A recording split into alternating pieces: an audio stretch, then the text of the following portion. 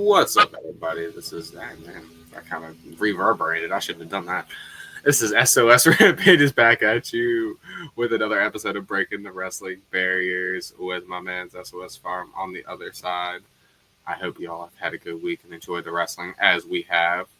Check us out on Twitch, on YouTube, all that good stuff. We'll get to it at the end, and I'm gonna pitch it on over to that side. Yeah, I got it right on the first try on this one, and let him say his stuff and things. I am SOS Farm, aka Farm 27 on YouTube. And thank you for being here today for another episode where we talk about the current, the past, and the future. Okay. Not really the past here. We talk about the current. We talk about everything.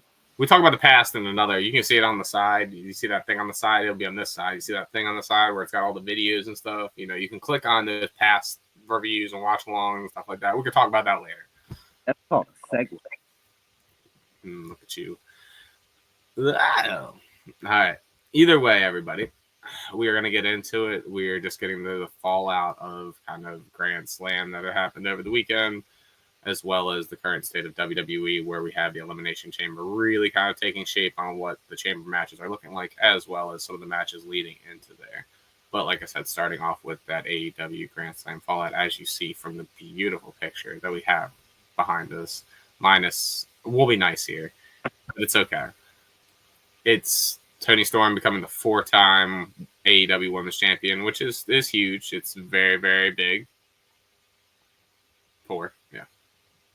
I'm very happy that AEW and Tony Khan is giving her flowers and giving her those world title reigns so that, she'll either be a bigger asset going forward, or it's just kind of stocking that up and giving her that resume that she definitely has deserved going up to this point, especially with the run that she's been on now. I even had to take a second guess of like, she's been a 4-time champion, and then you counted off all the times, and I believe it was a thing. It's just, you don't really, it all kind of blends together, and it's just been this big, good run, and you just don't consider all of the pieces and everything that got us there. But either way, and big props to him for making them the main event like he should have. Like, this deserved to be the main event of the show. Like this, and it lived up to it. Your thoughts? I agree. Toni Storm has become much bigger of a deal than she ever was anywhere else than she is now, and she's the first ever 4-time AEW Women's World Champion. And I mean, look at poor Mariah down there. Yeah, she's not happy. She's devastated. But I mean,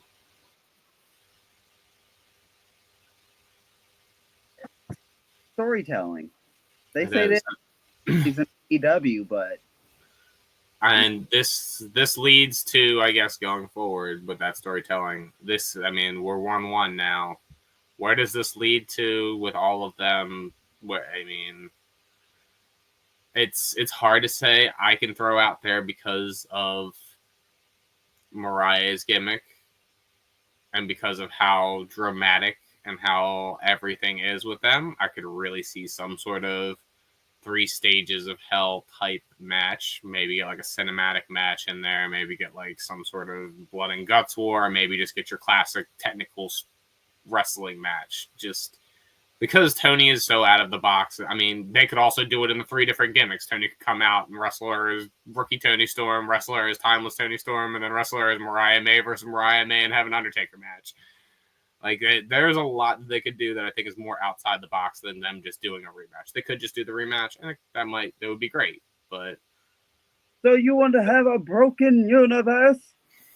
Basically, that would be crazy. I'm not opposed to that. I kind of dig it. What else would you think could happen here?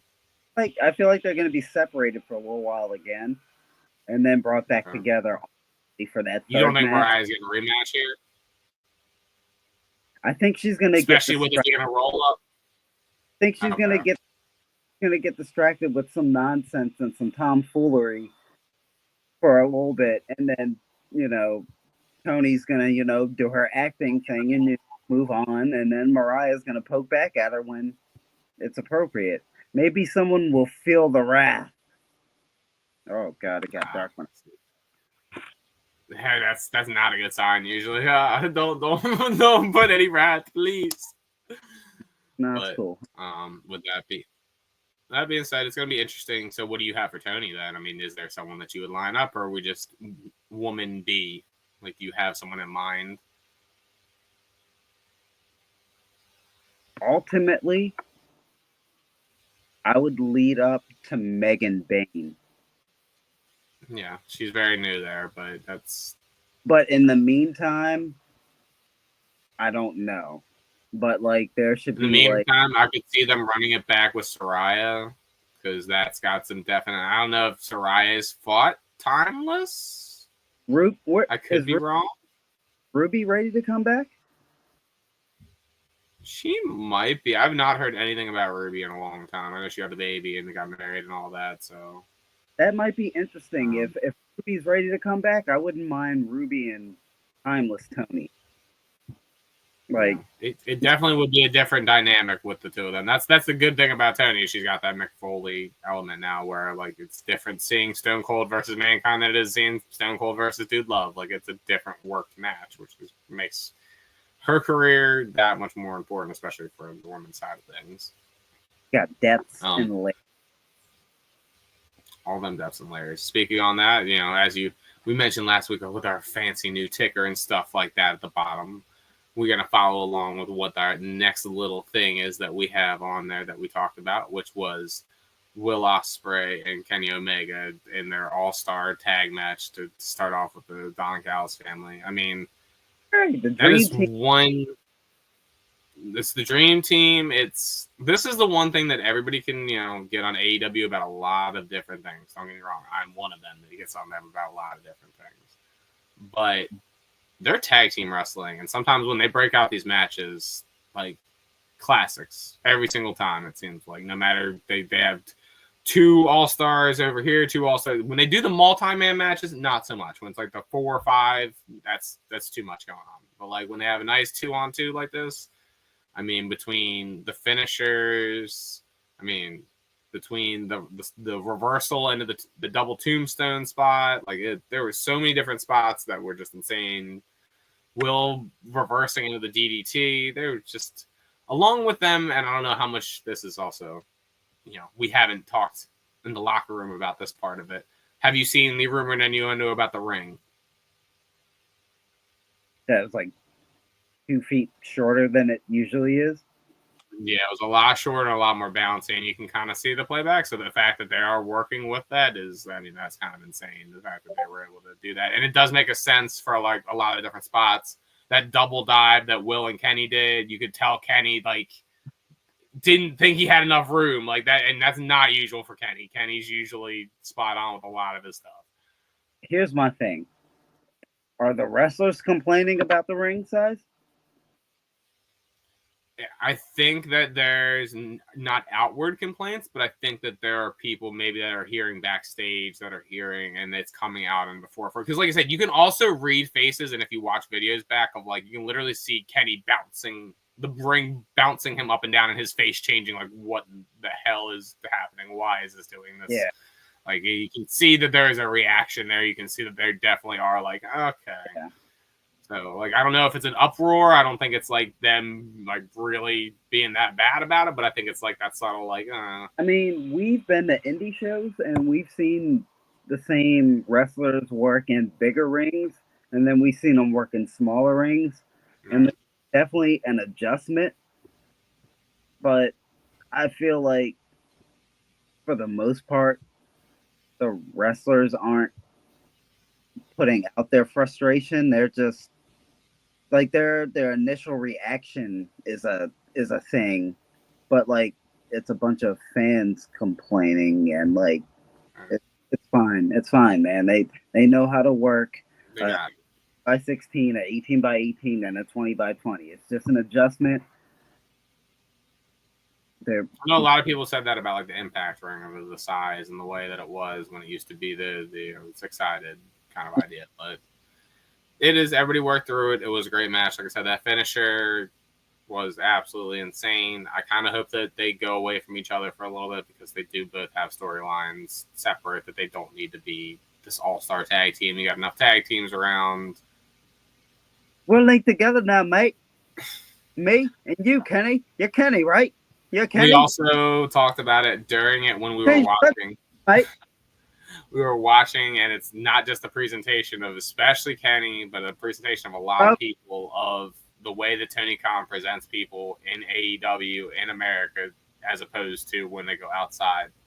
He just needs to take that presentation. They just need to be a big deal everywhere. Like that should be how you present your top stars. It makes a difference on how you present them. Because like Kenny coming out that night felt like a big deal. That jacket that Takeshita had felt like a big deal. No, we don't get that. You want that? You go outside of America. You want to see Kenny-san? Go outside of America. Apparently, if you also want to see murder again, you have to go outside of America because Moxley and his crew decided to just choke the life out of Adam Copeland and scream into the camera he's going to break his freaking neck. And yeah, that's about the extent of that. And also, we know you're not going to, and I can 100% acknowledge he's not going to see this. Can anyone out there, and I can acknowledge that no one out there that we're talking to right now is going to be able to reach out to him and say this. Mr. Copeland, not on your legs. Dive without your legs underneath of you. Please, dear God. You terrify all of us wrestling fans that genuinely care about you when you do your dives. And if that's the way that you have to dive, then please just don't dive. We would rather see you be healthy and be able to walk like that. And that's not me throwing shade. That's not me. It's a genuine, as a wrestling fan, seeing and being like, acknowledging, like, we get scared when we see that kind of stuff. Like, it's not worth it. Yeah. Not worth the spot. I've been watching wrestling since December 1995. I've been to wrestling events in 1996, 2003, 2011-ish and above. I've never got to see Edge or Adam Copeland wrestle in person. I don't think I've ever got to see him in person. Like, when I saw wrestling, he wasn't there. And then when I wasn't seeing wrestling, he was there. And like, I would really appreciate to be able to see him perform once. And back to what Rampage is saying, just don't do the dives anymore. You have a great arsenal of many moves. You don't need to go to the top rope. Leave it. And this also goes back to, and I don't know, and once again, like I said, this is no, and we say this in the beginning, no shade to any wrestlers, no shade to anything, but like, it's this idea, and it seems to happen more in AEW of these older guys. I don't know if they see the younger ones doing the dives. Like Sting was a one that he seemed like he had to do a dive every match he was in. You don't have to. When you're at a certain point, like there's no need to do a dive. Like you can wrestle the way that you've been wrestling. No, it's taken over. Oh no. I have to jump over the top rope. Like no. You should be teaching these young kids what to do. You don't need to be doing what these young kids are doing. You need to reverse it and teach them what to do. I get it. It's difficult, and like I said, that's just we'll get off that spiel. The barbed wire chair spot, look, ruthless to that back. That is, and maybe that's where Mox got that aggression from, and from that choke. Maybe that was just out of nowhere because like that had to hurt. Like taking barbed wire chair to the back. Get some detergent. But overall, a decent match. I mean, it definitely killed the crowd like most of the time the Death Riders are out there. Death Riders by the end. They're no good right now. No disrespect, but they're no good right now. It's leading to something I want to believe, but that something needs to get there. Minor shout out, I mean, not a minor shout out, but like just so we touch on it, I know it's not in the ticker, but Harley Cameron, great showing, obviously, with the music video leading up to it, with the presentation, the way she wrestled, just everything leading up to it. Keep using her, keep promoting her. She's got a lot. I said this to Farm when it was happening. I think she genuinely, especially with that music video, could be the first female to really, really branch out besides Mercedes and be in like movies, be like a comedian, she has so many different layers to her, and you can see the drive in her. Like she puts her mind to something, she learns it very quickly. So it could be a dangerous world out there with her just running around doing whatever. But I'm here for it. Mercedes won, obviously. Good on her. It was gonna happen. Using the puppet during the match, the spot, yes. Keeping it going, no. I'll give you the TV spot and the hand, like the Vince, with the creepy smile and the blood, like that spot, great. Her jumping off the top rope with it. No. Anything else on AEW that you'd like to say, sir?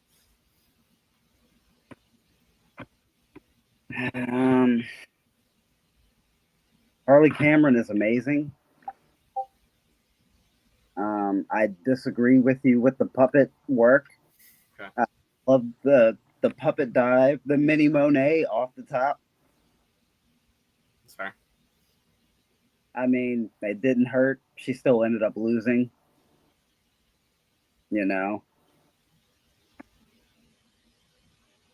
Not like turning mini Monet into Mr. Sacco. So, yeah, you're right. We won't go there. We're a positive place, but the company doesn't believe in doing stuff like that. We saw that with Ray Phoenix, but we would never do anything we saw in the WWE in the past. Wait till they find an old woman birth with. That's why Keith Lee still works there. Fair. It's gonna be Mark Henry.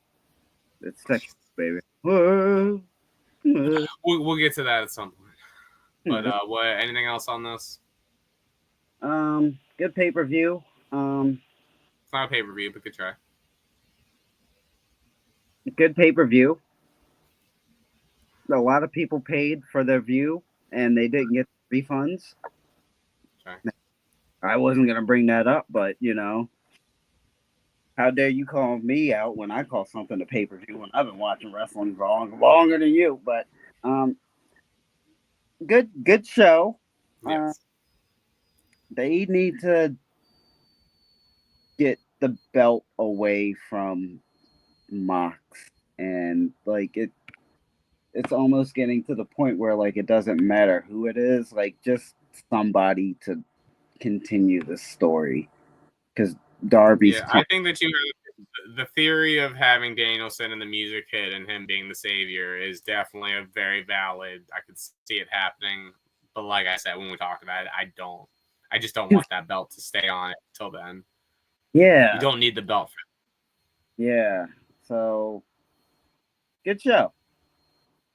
7 out of 10. And I don't want to have to wait for Darby to come down the mountain for that. Yeah, so who's here on Earth right now that can do this? Swerve, Hangman, and somebody? Anyone. Everybody. This is we're doing this because I had read this online, and we're doing this kind of spur of the moment before we hop on over to the WWE side of things. I mean, WWE will clean up things, we'll touch on it. There's not too much this week. We're leading into the pay-per-view going into a couple weeks. That's how it be over there. We are going to do the new segment for you that I'm going to be calling the Athena Report, because you think she'd be lost and stuff like that into the ether. So I have to give you the update on what she's been up to.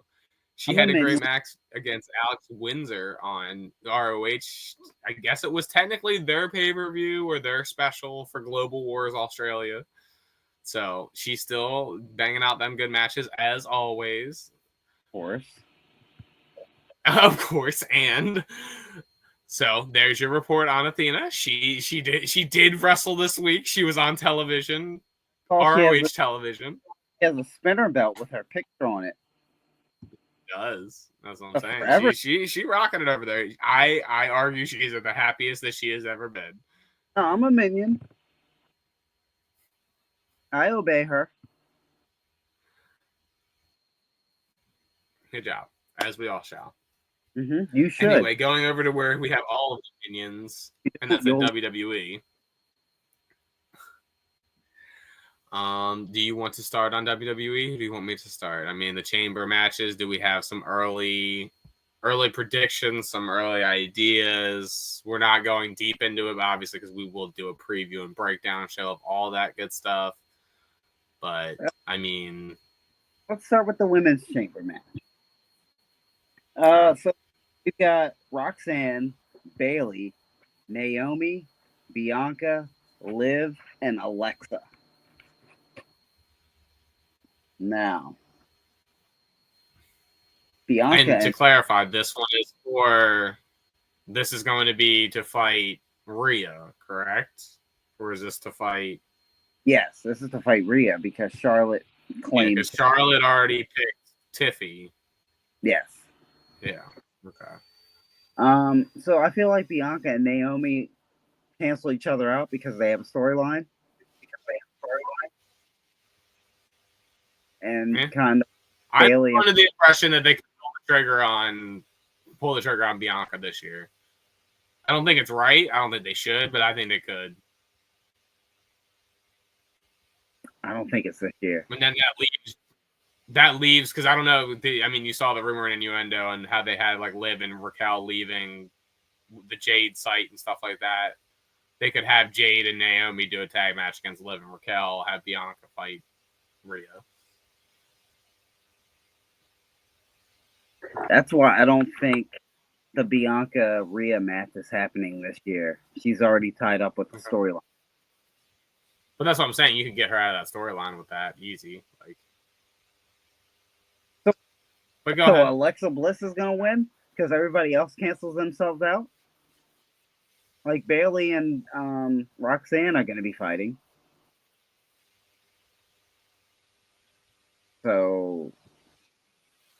So we're just having Bliss come back and go right into the main event picture?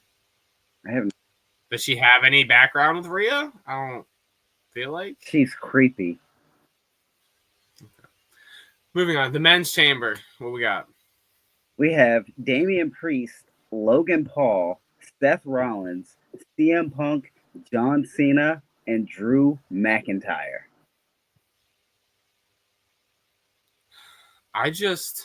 With the rumors that are out there, I don't see how do you pull a triple threat out of your ass? Like, how do you,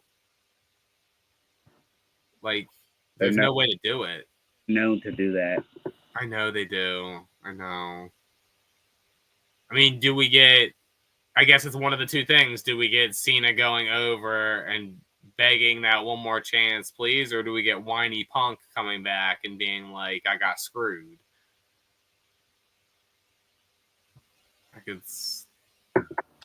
I don't think it's either one of their in this match.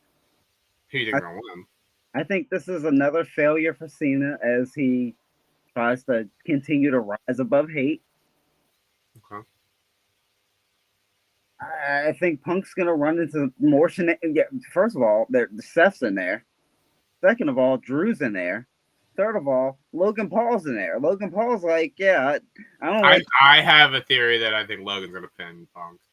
I could definitely see that, and I could see that leading to a match between them. Mm. Like if Logan doesn't fight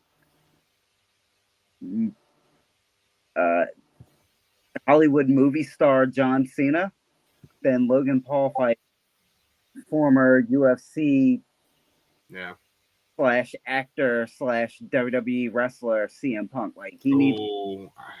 How did I never even think about that correlation? You know, that might be another reason why Punk doesn't want to do that. Logan Paul's gonna call out all that UFC stuff, and it's gonna be bad. Yeah. Phil's not gonna handle that well. Phil's gonna get real pissed off. He doesn't like you've noticed in wrestling, people don't bring that up. They bring up that he was a UFC fighter, but they don't get deep into the mud with that of like how bad it was and how it's that season to get into details, Rampage. They love that. It's gonna be interesting trying to get into that. I mean, I could see them giving it out of Drew out of nowhere, maybe. No one's brought up Logan's thing with YouTube and how nobody likes him because of his real personality and his crypto thing and the Japan thing. What do you think then? If we're not having Punk or Cena win, what are you putting on, Drew? I could honestly see Drew win it because like Drew and Cody though, like Drew's been talking smack about everybody a half years. If he wins this match and he points his beady little eyes at Cody Rhodes, what about your dad? I think you're missing that money match, and I think you need Cody versus either Punk or Cena for that money marquee Mania main event. I don't know. I don't know how you get out of it, and I don't know which one you necessarily go with. At least me, because I got that little bit of bias in me. I'm going with Cena. I want Cena to do it. I want him to do the damn thing. No, I want the Cena Cody match too, but I don't know if they want to make that story. Yeah. I think they want to make Cena continue to reach and he's trying to grab for that brass ring. No. You know? I also just feel like we've done the storyline with Cena before of like him failing and failing and failing and failing and having to rise above. Like that's basically Cena's arc his whole career. Yeah, but imagine if you were a 12-year-old fan. I get you. All right, moving forward so that we can keep things moving, because this is one of the things that you wanted to talk about is Dakota and Lyra. Dakota win the men's chamber. Who I think they're win. I'm going my heart. I'm going Cena. I think they're going to put the rocket on him. I think they're going to take it to Mania. I think that we could still get that moment that you're talking about and him falling short to Cody at Mania. But I think that there's no better spot, no better eyes if you're going to do the 17-time, put the belt on him. You got all the Hollywood. You got your biggest audience that you're going to have all year for your biggest star, arguably of all time. Like it just the moment lines up way. I mean, it's either that or you line it up for SummerSlam, maybe. Yeah. But at that point, like this is the heat. This is that capturing that lightning in a bottle. This is everybody's behind Cena right now and wants this. So yeah, no, I feel you. I hope so, but I don't know if they're gonna do it, but I hope so. And I think this also goes back to, and like I said, this will be our last little caveat on the men's chamber and stuff like that, because this is, and I feel bad on my fandom with this because I feel like I should know this off the top of my head, and maybe I do know it, and maybe I'm just thinking about it wrong. In the feud, Punk is very over Cena, isn't he? Like he's won like a bunch more than Cena, correct? I think he's got his number. Kind of. I feel like they're kind of even. That's what I thought, they were even, but if you had to give the edge to either, I feel like you give the edge to Punk a little bit because of the big match experience, because the Money in the Bank win. That like Punk won the big matches, but they're pretty like if they had 10 matches, they're 5. Cena would always get his get back at some point. But Punk won the matches that really mattered. So that's where I could see them either leaning into the storyline of Cena getting it done over Punk, or him doing it for the first time in that big match moment over Punk. Like that's where I could see that going. But like I said, Punk's got this whole storyline where he can't get it up himself. You know, like they're both like two older gentlemen who are like trying to prove that they can still go out there and do it, but like, you know, like. Maybe they should just become a tag team. You imagine that? Yeah. Tag team division for this last year. All right. Moving on to Dakota and Lyra. Speaking of getting it up. Yeah.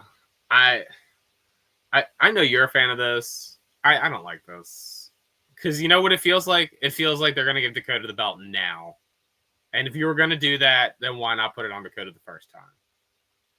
It feels like they know they messed up. They know they botched it a little bit. And they're trying to do the fans right and do everybody right and giving Dakota her moment back. And it's like, she could have been the first. She could have been the first champion that everybody thought about, you know. I feel like they're just going to job Dakota out again. I don't want to believe that. Show that Lyra is strong. I can see that too. I don't want to believe that, but I can see that too. It makes me more sad. They don't want to throw anybody else at Lyra right now, so they're like gonna run back the rematch.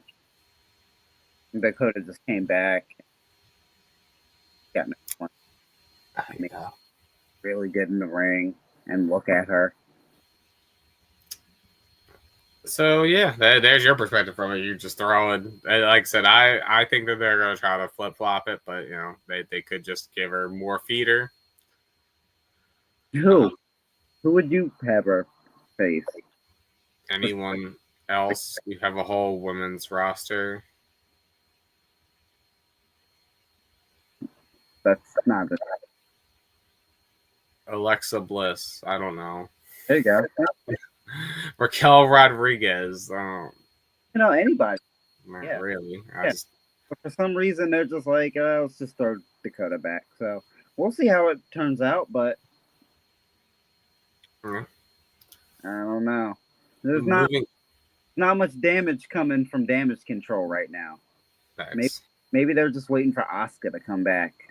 I don't know. We will move on to, and this could be a little bit of a polarizing statement as well for me that I'm about to drop because of obviously the pay-per-view name and everything. But our main event that we're going to talk about last, let's see, edit the ticker, which I argue because it's in Toronto and because of their whole storyline, I believe that you could have Kevin Owens and Sami Zayn main event Elimination Chamber in an unsanctioned match. If you really build up the feud of like their lifelong friendship, their lifelong traveling on the road, you got a nice video package behind it. You let them go out there and have that Ring of Honor style unsanctioned match of them, let them all the plunder, all the ladders, all the chairs, all the tables, oh my, just everything. Let them give them the floor, give them all the time in the world. And we're also under the new regime with Triple H where he's seen those Kevin Steen El Generico matches and he wants that on WWE TV. Yeah. And I don't think you do that without the main event. I don't think you can give them that much time and that much plunder and that much going on. And unless you're going to put Cena over at the last second. This could be Cactus Jack versus Mankind. Imagine the match starts off in the parking lot. Kevin Owens in his car doing his thing, No, I didn't want to do this. I didn't want to bring this to Sammy. And all of a sudden, like a station wagon rolls up next to him. And, it's Sammy. He just pulls up next to him. They start talking smack, They get out their cars, come face to face. Match starts in the parking lot. All throughout the arena, ends up in the ring. Yeah, no. I mean, I think that this is going to be one of the biggest matches of the night. I think it's going to have the most heat behind it because of them both being, hometown heroes. I think I almost, because I know of all the speculation of the unsanctioned match and obviously Randy being involved, I don't want Randy here. I don't need Randy here. I'd like Randy on the Raw after. Like, he can come attack him after. Leave him out of it. He doesn't need to be here. I would like the Randy attack after the match, yes. But I forgot about Randy. After the match or Raw after. Like, there's no need for it to be in the match. There's no need for it to affect the end of the match. There's no need for any of that. They need Kevin and Sammy. I think, personally, at this point, so Kevin has to win. I think there may be a shot that we get this down the line for a title. But I think that this is the main event. I think that this is the biggest shot that they're going to get to fight each other on a big stage on a pay-per-view. I don't think we're getting this again, honestly. Unless it's for a title down the line where it's a good storyline. Kevin wins. He's about to go for the package pile driver. All of a sudden, you notice that the cameraman puts the camera down, spins Kevin Owens around, hits him with the RKO, takes his mask off, and hey, it's Randy. Look at me out here. Oh, and then that sets up the WrestleMania match with Kevin and Randy. Yeah. Where does that leave Sammy? Sammy has 7 other things going on right now. Maybe leave that Carrion, because I know Carrion called him out. Him dealing with Kevin is just him doing something before he goes home and makes dinner that night. Like, he's always dealing with Kevin. It's just, all right, Toronto, okay, well, like, it's a big deal, but, like, this is nothing new. Maybe Carrion, yeah. I'd appreciate that, because he's trying to... other little side note, and this is kind of go to the side, and like I said, it did happen on Raw, and I'm also just gauging you, and it's also kind of like off the cuff kind of thing a little bit to gauge where you're at and what you did. You see the New Day Jey Uso segment? No, I did not see that one. So it was when, you know, Jey Uso was done in the ring, cut the promo on Gunther and all that good stuff. You had the New Day talking to him, you know, they're like, Kofi reminded him, like, yo, 2019, I was in that same spot. I remember, you know, we were here and stuff like that. And then basically ending like with them saying, like, start clowning them and be like, man, Gunther gonna whoop your ass, man. And Jay broke it down for him, and this new Triple H regime was just like, yeah, you remember how you got there in 2019? You remember who had to give up their spot for you to get there, sir? Yeah. Have a nice day. Yeet. Oh, yeah, New Day sucks. Yeet. And walks away. One thing, I love how the continuity is there. Obviously, that they're not forgetting that's you got to bring that up. And this is the second part of it. How many of these backstage segments are we going to get where New Day can get clowned before we get some sort of turn? Because, like, it seems like every week the New Day is going out there and they're getting their shtick in, and then they're getting geeked and clowned at the end. That's not going to help them going forward get out of and really elevate themselves where they need to be, if that makes sense. So, like, do you think that there is a certain person? Do you think there's a certain storyline? I was honestly even thinking, I mean, how big of a heel move would it be to start fucking with Jay? Jay is the top of the card, main event Jay. He's the one that got you to that. Take that slide of like, oh yeah, you got me back there now. It's different now. Things different now. I'm not saying cost them the Mania match. I'm saying maybe leading up into it that gives them something to do. Like, you know, jump him. I think that's something that they do Mania. They wins the title. Yeah.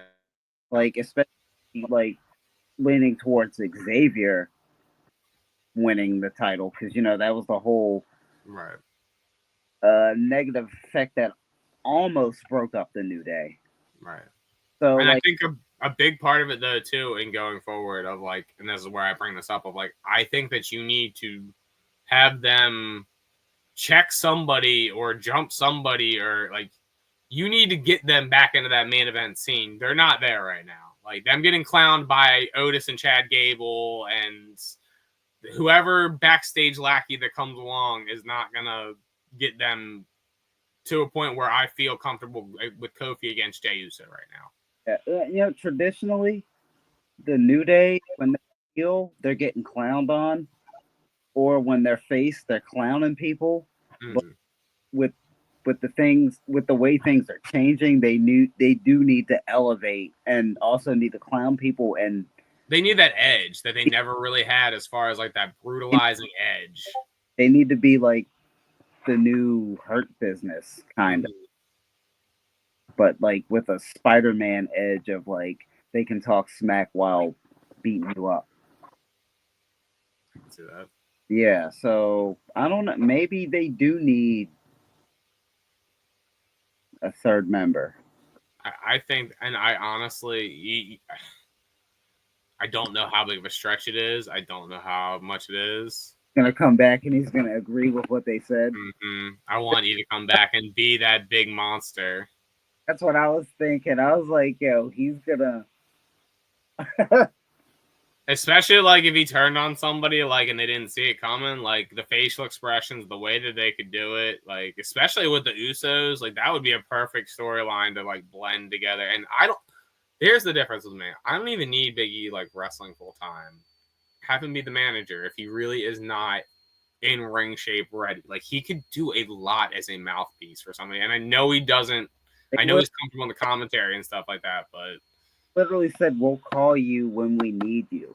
Mm-hmm. So like, they didn't say like, "Go away, we're done with you forever." They just, when the time is right, we'll hit you up. Yeah. Like, they're still friends. They just yelled at their brothers. Brothers argue. Yeah, they just fight. They yell at each other. That's all I have. We come in here and fist bump like nothing happened. It's fine. It happens. But Yeah. either way, it's going to be interesting. We're hitting that time where we kind of like to let our students out of class, where it's a little on the later side of things. Go ahead, pitch yourself, pitch your stuff and things. I am SOS Farm on Twitch, and I am Farm27 on YouTube, and that's basically where you can find me right now. Sounds good. Yeah. And like I said at the beginning of the video, I'm SOS Rampages. You can catch me on Twitch, usually 10 p.m. Eastern onward. I'm a little bit of a night owl because of work and different things like that. YouTube, you can check out all the series going on, whether it be the UFC series of my man over here getting his fight game on, whether it be the NFL, college football going on, whether it be our watch-alongs on our 25-year anniversaries. Those should be coming out, within the week or so. I don't know if we can record them today because we're getting close to that work time, but we're going to be talking more about the